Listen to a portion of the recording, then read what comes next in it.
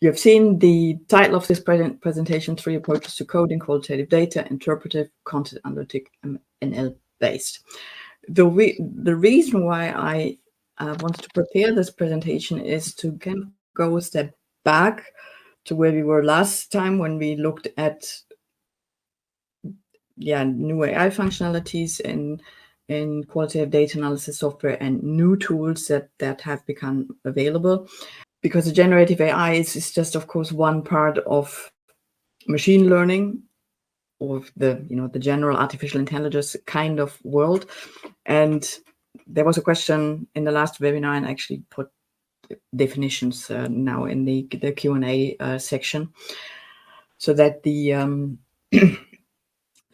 machine learning, we will also see that later in the presentation, that is based on some trained data sets. So the tools that are available, they just work with what they have been trained with. And the generative AI goes a step further and can also generate new content or new aspects that go beyond what the machine learning tool is based on.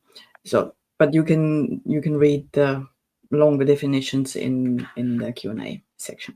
But that is what I was kind of interested in. It's like, okay, before we move on into the whole new world of generative AI, let's look at what we have right now. All right. And I start with content analytic coding. And I think that's what most people will engage in, whether they code on paper or using Word or any of these standard, what we call QDA or Cactus programs, qualitative data analysis software. So what you see is a screenshot of Atlas, and you will see Atlas, NVivo, and Max QDA throughout, and then also another tool I will introduce a bit later. I worked with different data sets for the different examples, because that's also, I think, what will come out in the end, when you use what and for which purpose. And that's why I'm also playing around with different data sets here. This one is, if anyone has been part of my workshops, they know this data set is about children and happiness, because there has been some quantitative research done, and they found a negative correlation between having children and happiness. And these are blog comments that, well, you see 2 blog comments here, where people comment on the fact that the quantitative studies have found that kind of correlation. So what you do, if you code data for content, you read what's there, and then you ask, what is this data segment about?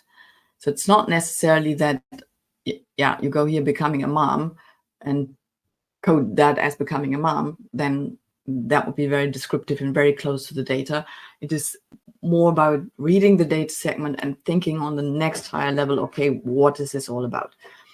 What you also see here is that there's some sociodemographic data coded that also always has to do with the tool that you're using, but these are not interviews. These are just each text between the dotted lines is one person. So each comment also has been coded with descriptive codes like that somebody has children and number of children, and so on. And then plus the content. What you see here as codes are not initial codes that I created when I started to code this data set. These are already codes that are built on categories and sub codes, like everything that before the dots is a category. So perception, attitude, positive effects, negative effects, definition of happiness, and then the subcodes accordingly.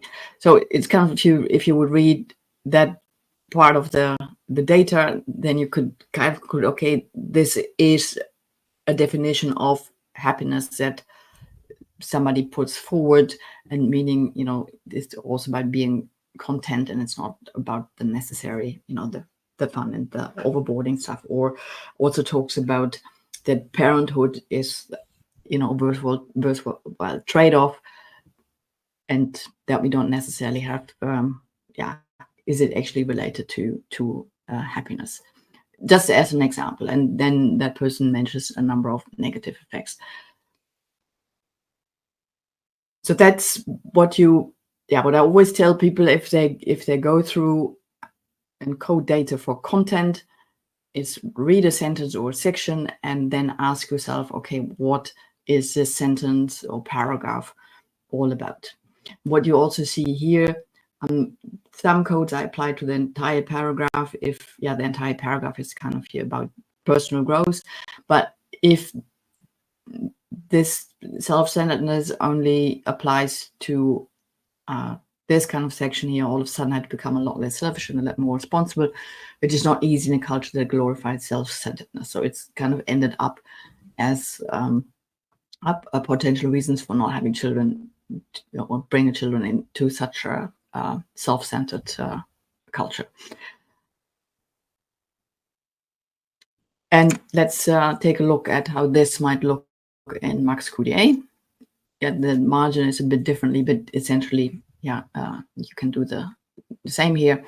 Looks just a little different. So what we can see here on the left-hand side is just a higher level topics here that you can see a summary. So the main topics are the definition of happiness, the explanation of these research finding, attitudes people actually have regarding the relationship to happiness and their children, the experience of parenthood, reasons for having, not having children, and sources of happiness, and some issues where people talk about the design of those studies that did find a negative correlation.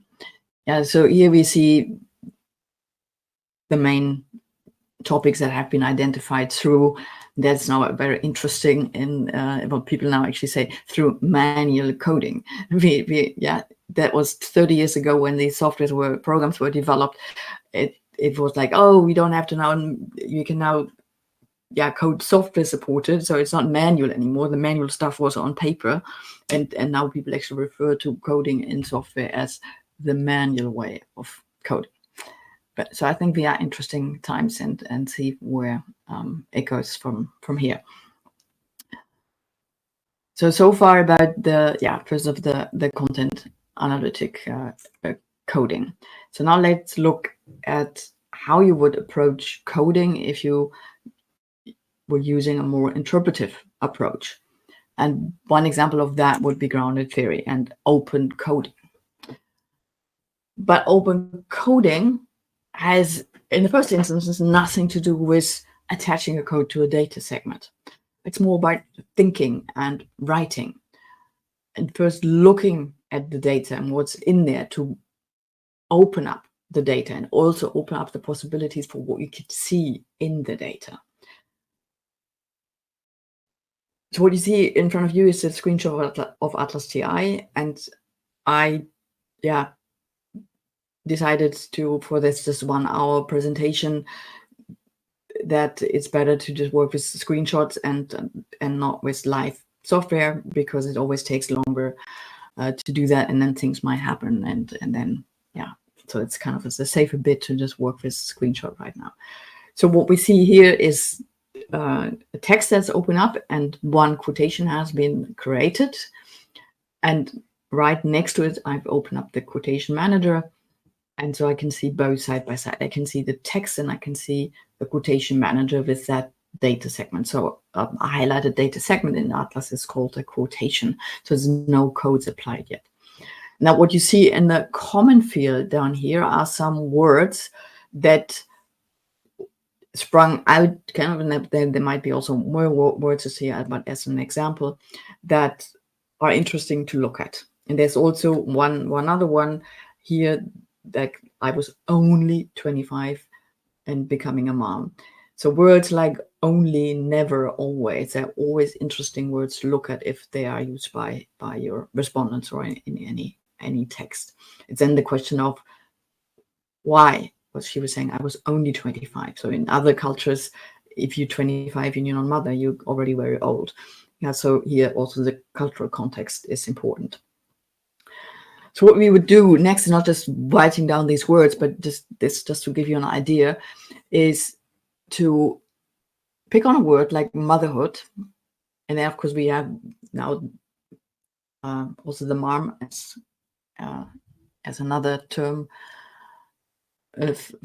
for it in the same text passage. Especially, we have motherhood up front here, and we have mom down here. What does motherhood mean? You can also, when you start writing those texts, also look on Wikipedia, go to the internet, definition of motherhood. But that's something more objective, more from the outside. It's a very formal word, not, it's nothing you would, I'm not talking about my motherhood. You maybe talk, I'm a mother and my children call me mom or whatever they call you. But so you already see that mom is something much more personal. So you can start writing. So what are we associating with motherhood? And maybe also fatherhood. And then what are we associating with mom? Something more personal, something more emotional. And so maybe at the beginning it's just, writing things down. And then the more you write, the more you start probably seeing things. But in that word becoming, it's down here, but it has very much to do with that. Yeah, it's from that external motherhood, and through that role transformation, becoming a mom. So here we have a first idea for a code, role transformation or role adaptation. And that might be something you see more easily if you're a sociologist, for example, because then, this is what you have been learning. But you might also then just think about transition as you see that. And that's what the word, if you think about the word becoming, what does it mean? It's think about a butterfly, who comes out of this cocoon and then is beautiful and flies. So everything that comes to your mind, it doesn't have to be in the context of your particular data. It's also important to think out of that context in order then to really break open the data, what might be in there. And then if you have something like transition or role adaptation, whatever, you have a whole bunch of literature you can look at and just got an idea by just looking at this data segment a bit more closely. Because that role transition, and you can already, probably foresee, not knowing the data, but people talk about parenting and parenthood, that is coming up somewhere else in the data as well. And then you can look at how this is actually perceived and experienced by other people as well. Then let's look at the word rough. And before I continue to talk, I give you also some time to think about what do you associate with rough? And not necessarily think about parenthood. Think about other things as well. So it could be, a rough surface. It could be a rough person that you come across. It could be a rough weather conditions. We just had a storm last by. I think it's still stormy outside, but the rain stopped. The waves can be very rough. Sex can be rough. So it could be all kinds of things that come to your mind, and then you can think about, okay, there's certain questions you can go through. So what are the conditions for that? Maybe a table became old and then the surface became rough, or it was damaged, or that person had a bad day and that's why it comes across rough. The weather, well, it's just as it is. So thinking about it, then you also think about, it is actually something that is out of my control in many cases. It's already said, the table is getting old or was damaged, so it's passive. The weather we cannot control, but we can do something about it. We can protect ourselves.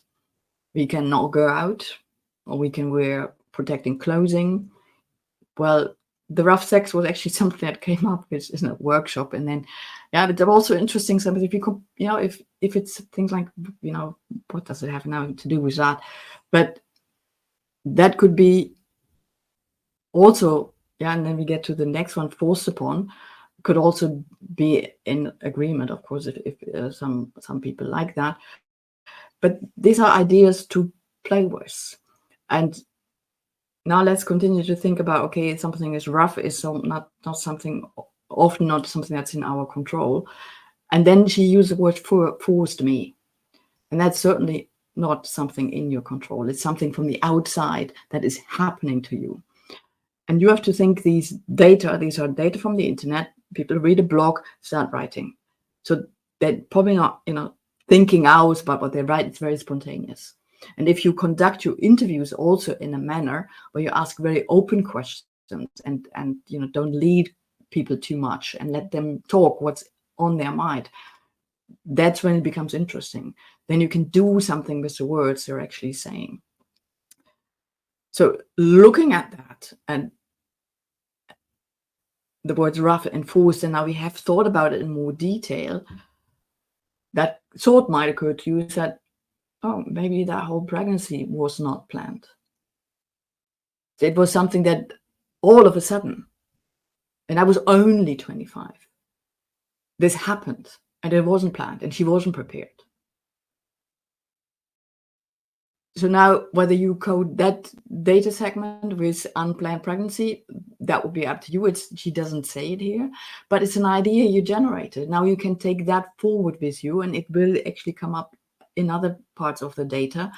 And then you have an analytic category here, and also for comparison. How is parenting perceived by people who have planned the pregnancy, and even as it's a long-awaited a child, and how is it perceived by people who just happen to fall pregnant, or even out of their own choice, or they haven't planned it.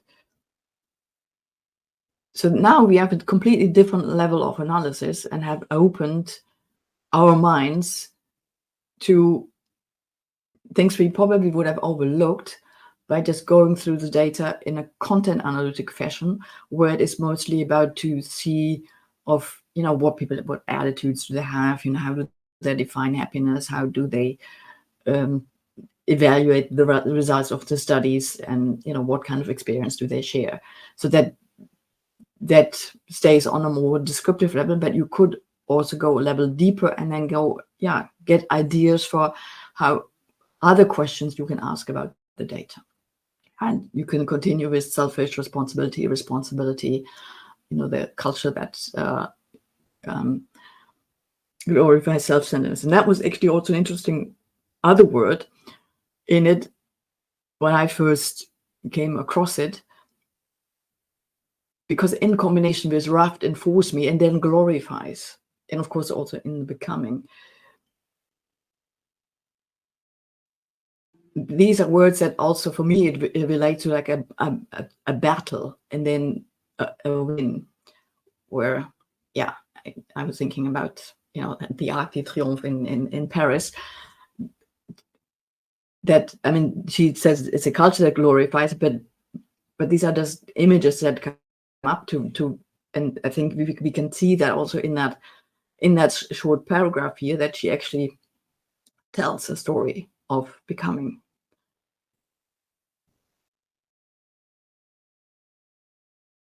And that is what you can do with interpretive coding, where you get that level deeper. And when I read actually the claims for generative AI coding, and AI coding can read between the lines, that's when I kind of think, no, it can't.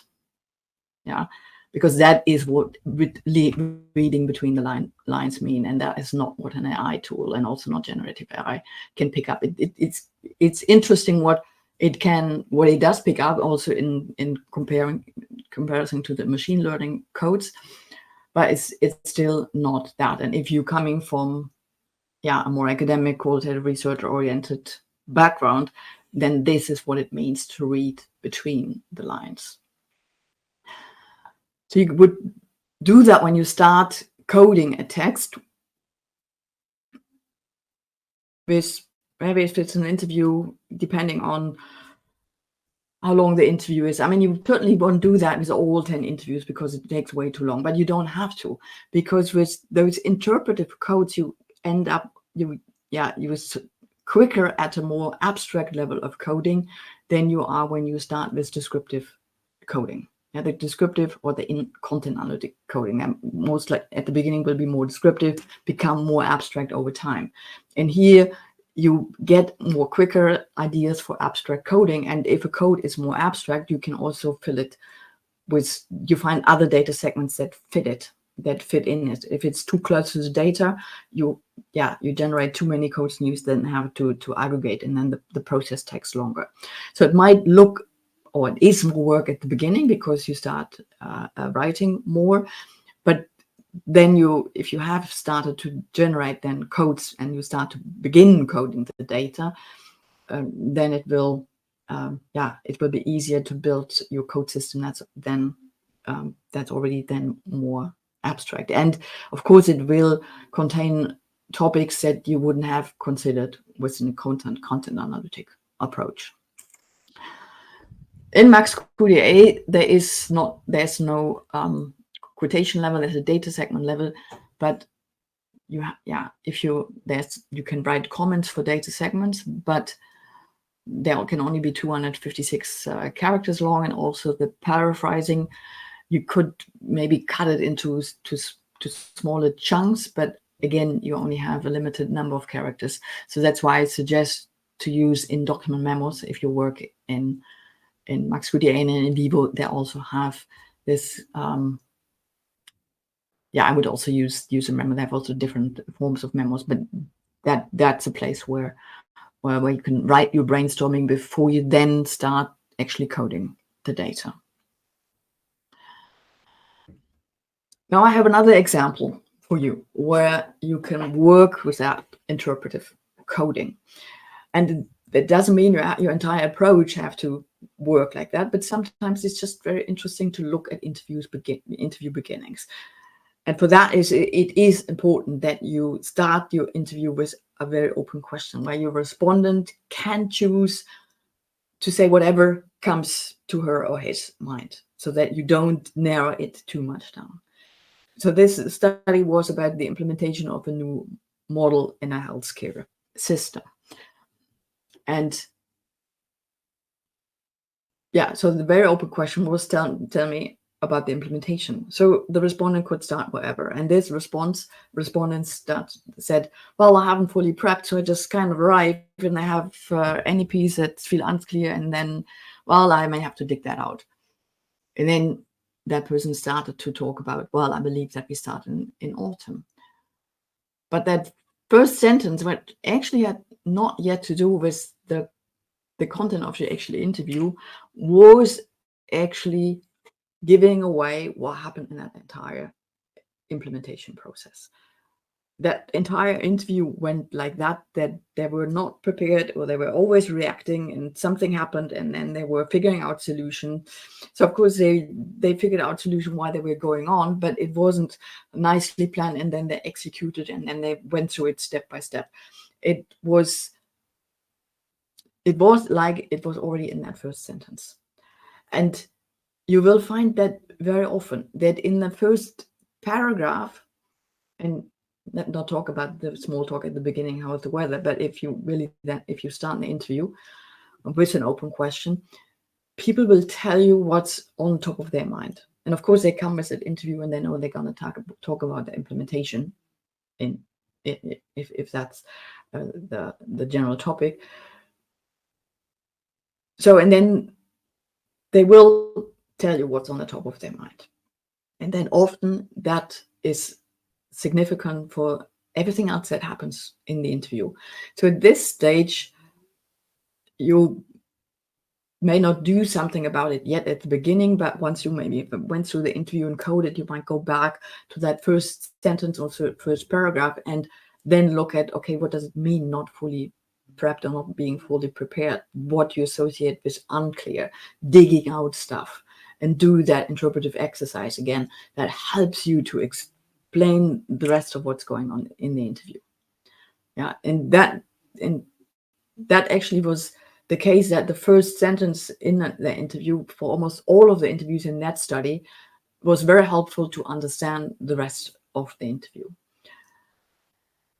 Here the respondent said, okay, that's pretty broad and a fair warning.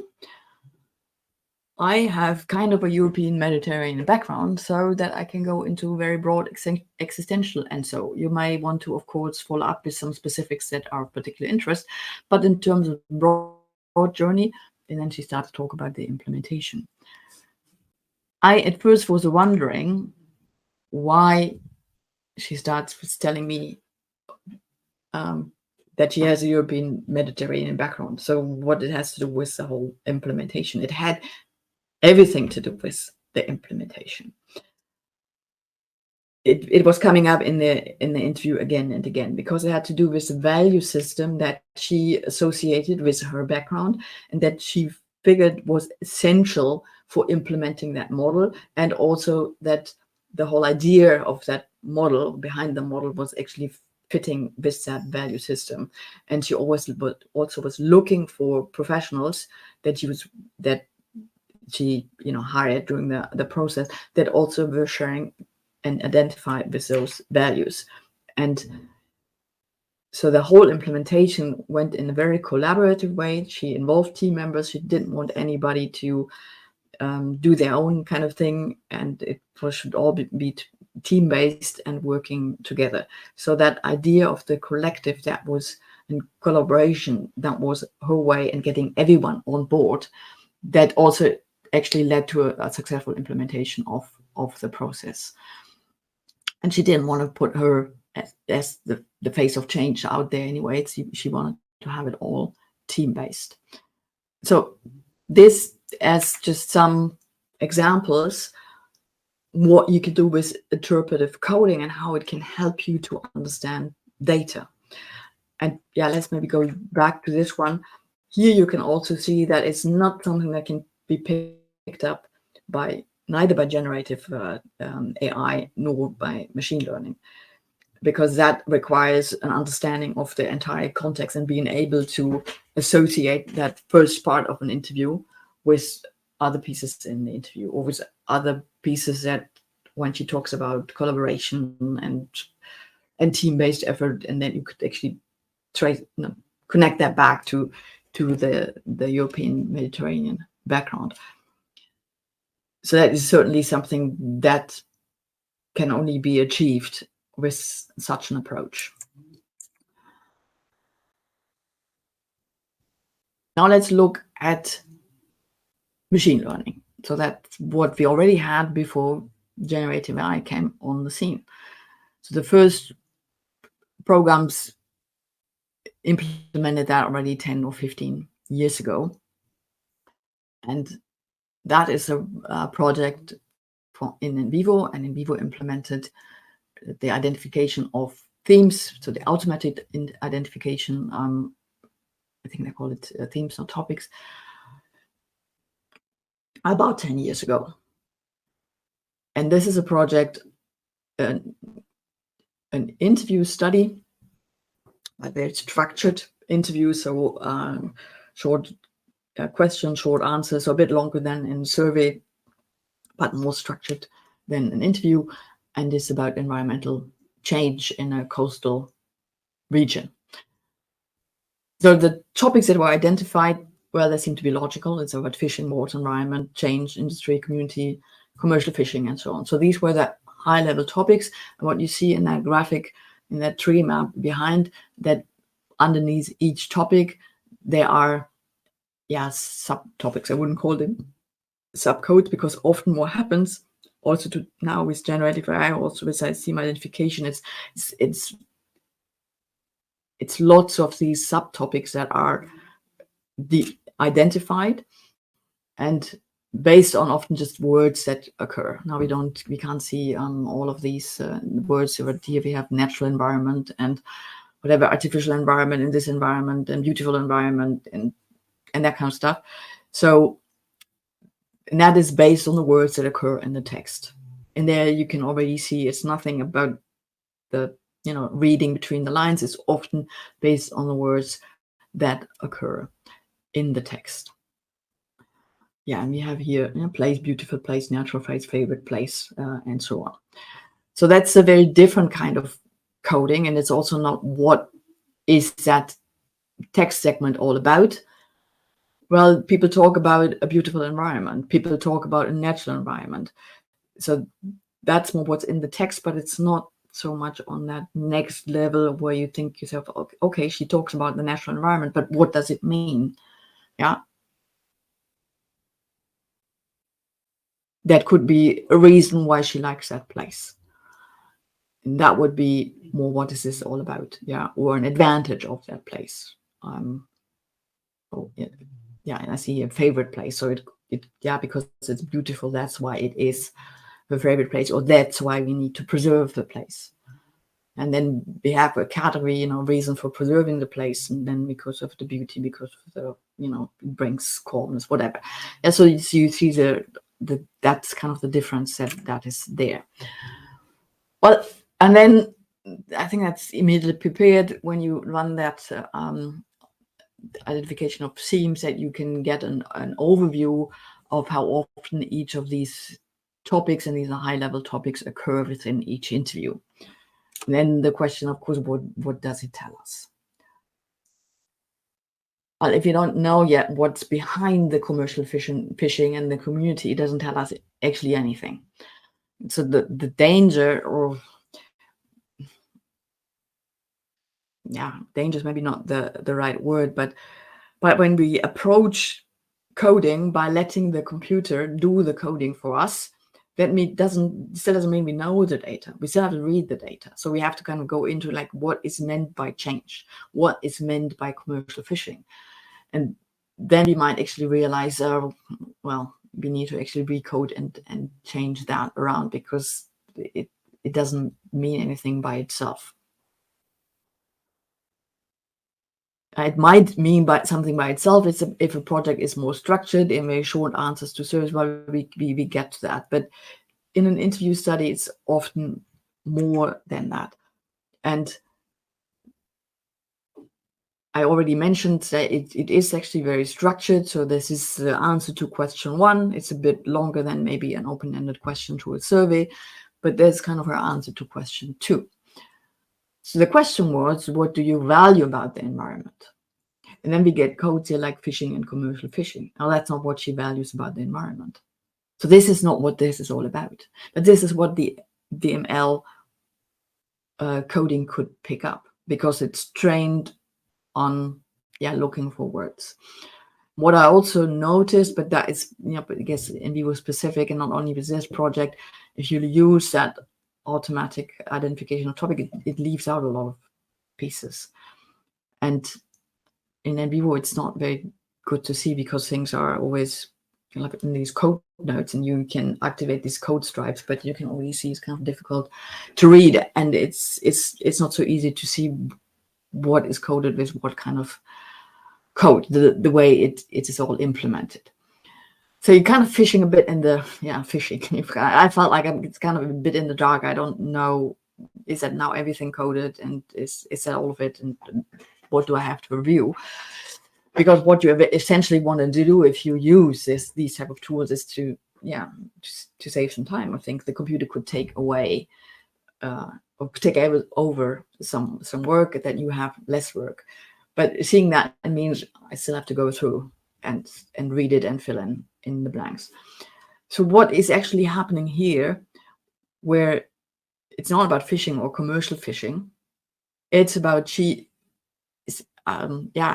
an activity she does with a so-called uncle. It's not an uncle, but she calls him uncle, and that uncle, is not really in commercial fishing, but she enjoys going fishing with him, and she also enjoys, or what she likes about that place down east is that people actually live still close within the environment and live with it and know a lot about it, and that's what she also enjoys about being with that friend. So it's actually what this is all about is a leisure activity with a friend, what she likes about the environment. It's not about the fishing on the commercial fishing. And so you see the difference between content analytic coding and what machine learning coding does. Oftentimes it just kind of sticks with words in the text, which not necessarily reflect what the respondent has been saying. So then let's look at another data set where it might be more appropriate to kind of jump into the coding using machine learning tools, or maybe also generative AI type tools. So these are customer reviews of, I made up that data set with the help of ChatGPT. I asked ChatGPT to give me customer reviews. In the end, there were 162 customer reviews about a Philips flat TV, but they're all completely made up. But they are short answers, it's very structured. It's kind of, what you would see on Amazon, basically. And yeah, I also asked it for, a star rating, and then you could essentially relate the answers to the star rating and maybe also some social demographics. But that's not what I'm showing here, but this is potentially what you do with those customer reviews. So there is a thing called concept search in Atlas, and that is technically based on the same as what NVivo's topic identification is based. It's based on noun phrases. The results are slightly different, what comes out. So I think the underlying engines, the training that machine learning model went through is different, because we get slightly different results. But I will show that in a bit. So you can get the concepts that Atlas extracts, and you see down here the noun phrases. That's what it's all based on. In a word cloud, or you can also get a list, and then you can click on a word and look at the noun phrases behind it, and you can decide on coding it.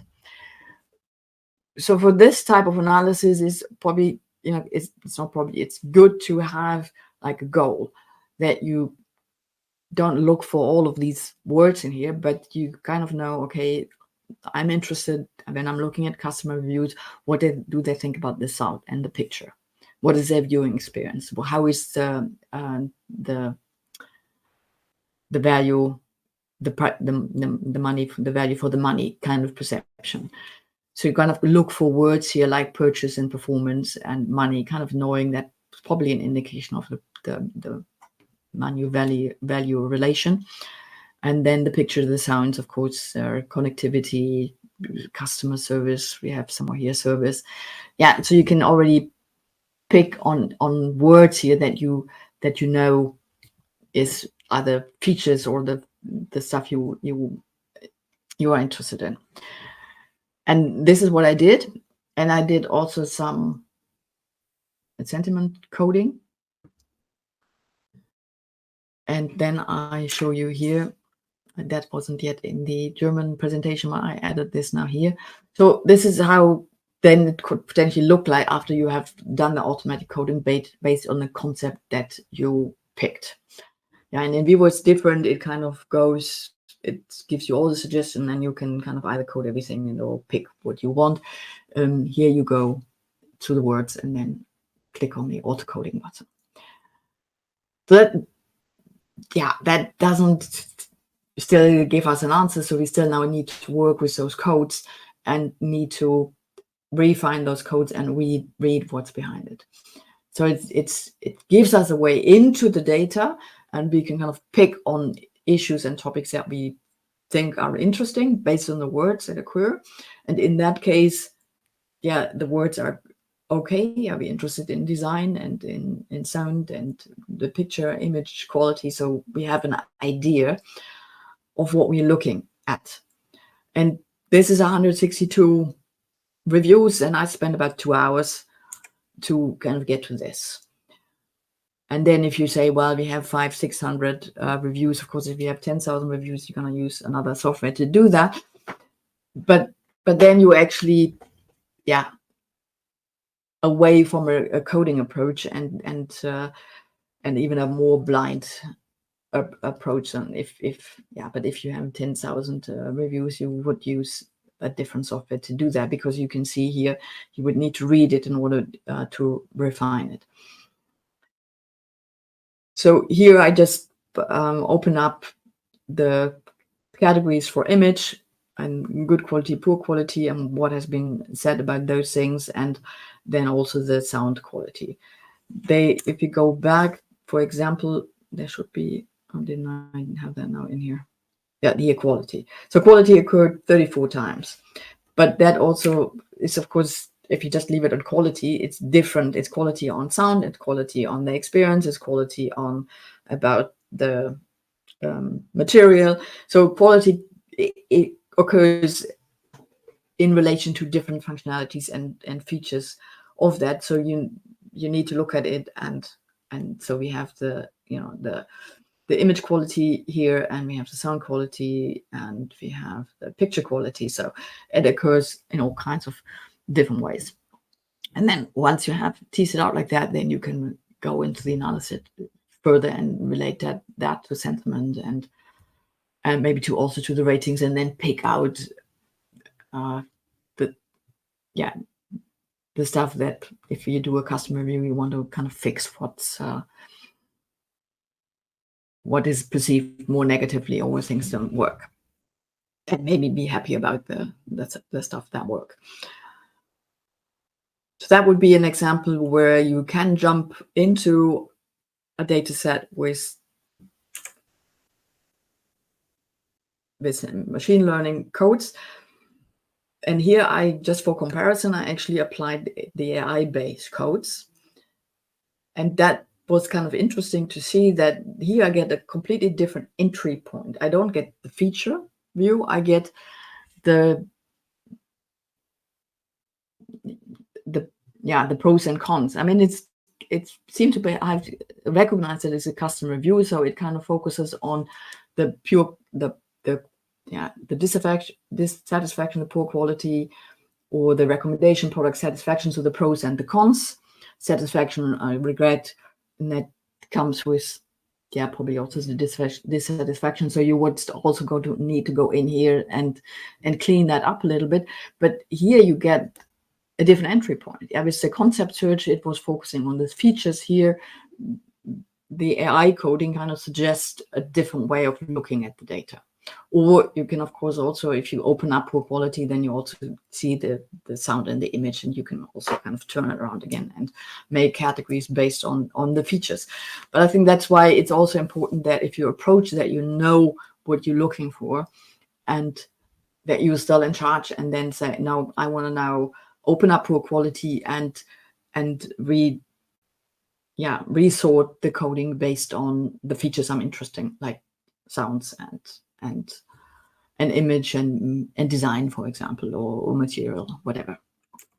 The in vivo approach was, is also the machine learning approach based on the noun phrases again. So here, similar, not exactly the same, but similar to what the concept search in Atlas has also brought out, is the picture sound quality. So we focus more on the feature and the color and the connectivity and those kind of things.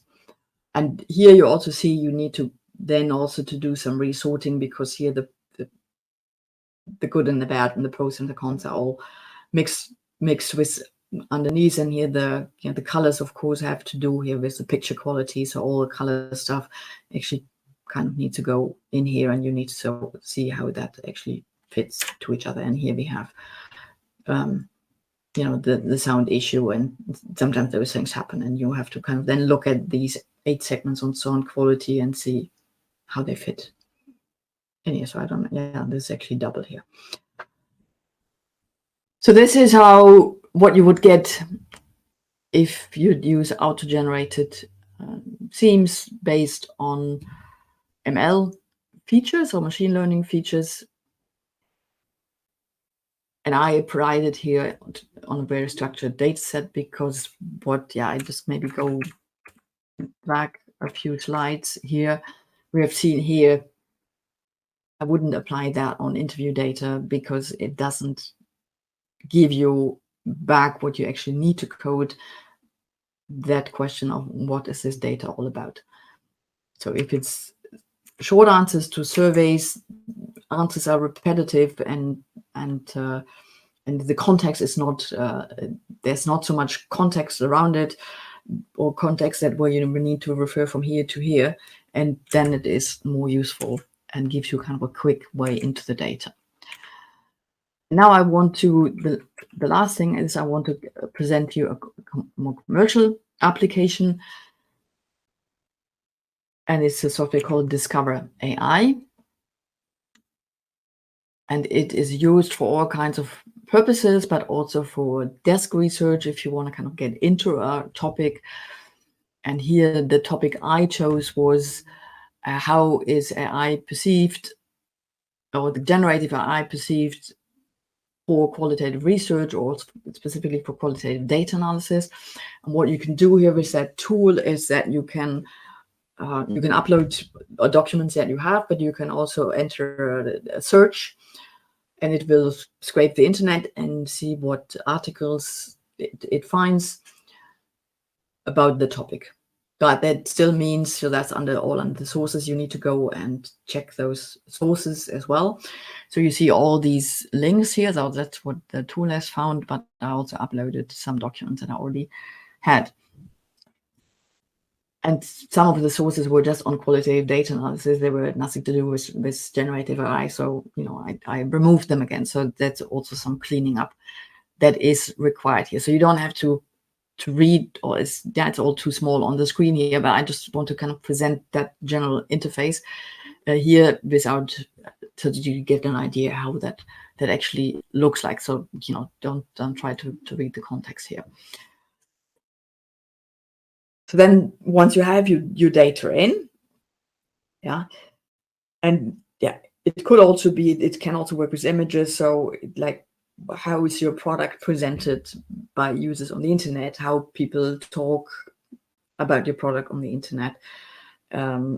It's also used to develop new markets, and how is the health perception in that market, or fitness perception, whatever. So you basically want to go through a large amount of information and get a better understanding of what's going on. So here it wasn't too many documents.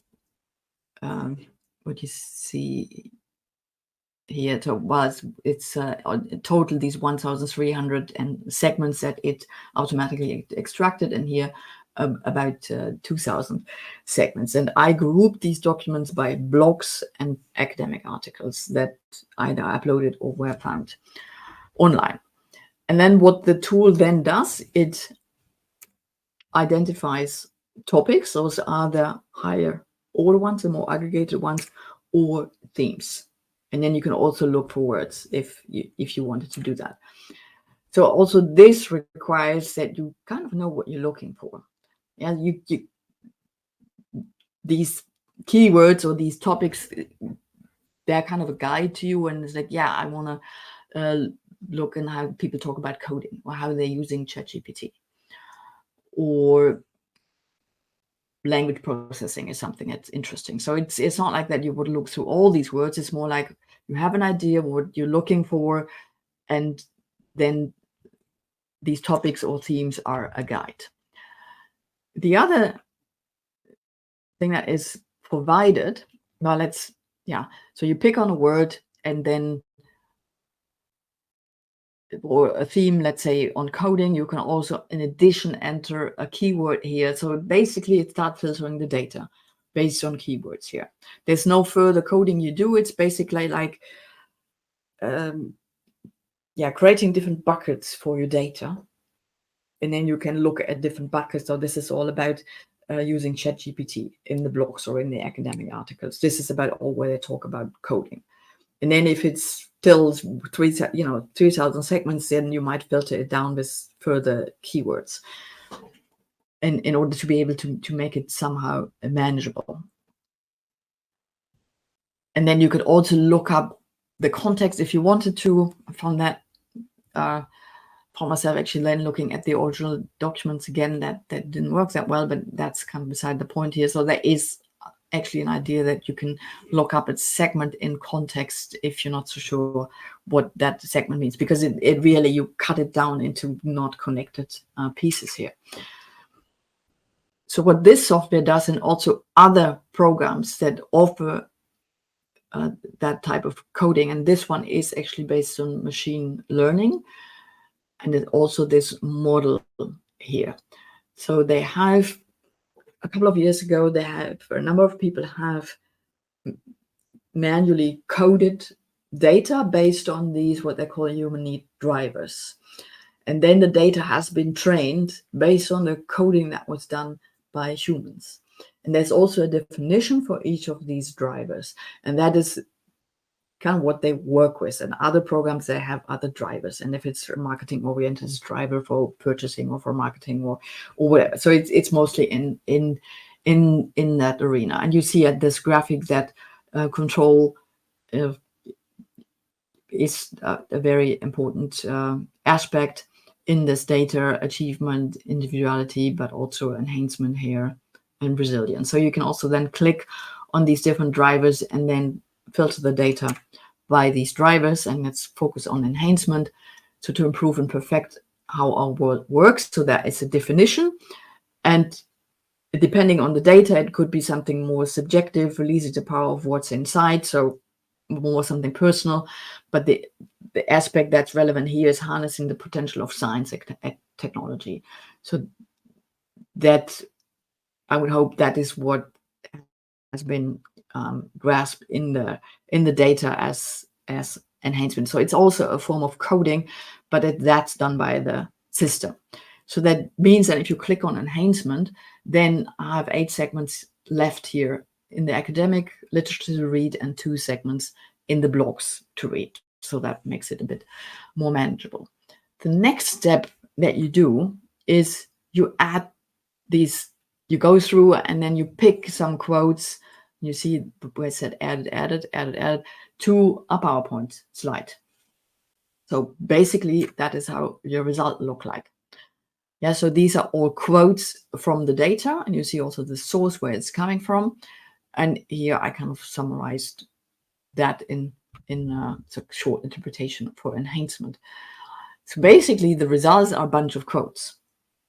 So it's not the interpretation that, I mean, this interpretive coding already have, you're writing a lot, and there's a lot of interpretation already going on even before you code data. So here it's only putting data into buckets, and there's some form of coding done by the system based on what the system has been trained on. And then the results will just be quotes that you pick from the data. So that's a very different analysis. And I for an academic analysis, I would feel very uncomfortable, because it's so subjective that how you go into the data and which words do you pick, and then this is quotes. I mean, this is not analysis in the sense of what you think about analysis from a methodology, academic, qualitative analysis kind of perspective. I do see that at times also, if I evaluate, dissertations or theses, that people just give me like, 25 quotes. And I always tell people, if they like, if I catch them before, don't, if I teach analysis, give me 1 or 2 good quotes that represent your analysis and that make your data feel alive. But don't give me 25 quotes, because you should do the analysis, not me. And in this case, with that application here, this is what they present and the clients, and then some discussion goes with the clients, or it happens. So based on the quotes that are picked, so basically I think there might be then some more communal or team discussion around these quotes, in order to then generate some insights from that based on the quotes that have been picked. But you can already see the subjectivity in the process, because these are the quotes that the researcher working on the process thought were interesting out of the whatever 500, and that's what's used for the decision making. There is some aspect, just to be fair, there where you can also right click and get a bunch of similar quotes. So actually the system kind of puts together quotes that are similar, so you have an idea of whether something occurs more often. Yeah, so this is a driver, but then also this is not a driver. That is another topic I then picked to look at, searching for ethics, and because of course that's an important aspect of discussion that is happening at the moment. So that's a very different form of results, and also first of all, way to get there, and also the outcome will be different as to compare to what you can do when you do more profound coding in those tools like the Cactus tools, for example. Yeah, so it's about finding relationships in the data. And here, it's a small sample project if you look at numbers, but here it's a relationship between experience of parenthood depending on the number of children people have, and then you can get these overviews, but you can also then get the data. But then the results here is not just some quotes that you pick here, it's you read the quotations behind it, and then you write a text, and maybe AI can help that now to summarize, and then you can write your interpretation on that. So the result is not just a bunch of quotes. This is already relating coded data to each other, and then coming up with your interpretation of what this actually means. So basically, maybe also interpretation what this whole table means. That the more children people have, the more positive parenthood seems to be experienced, and then you can explain why. And maybe you can also add some theories to it, like maybe self-fulfilling prophecy or self-consistency theory, something like that. So we get into a different levels of interpretation, and then also maybe looking and visualizing conceptual relationships that go beyond just looking at one topic, and here's the topic of enhancement or achievement or ethics, and these are some quotes. We can relate topics to each other and get the more bigger picture.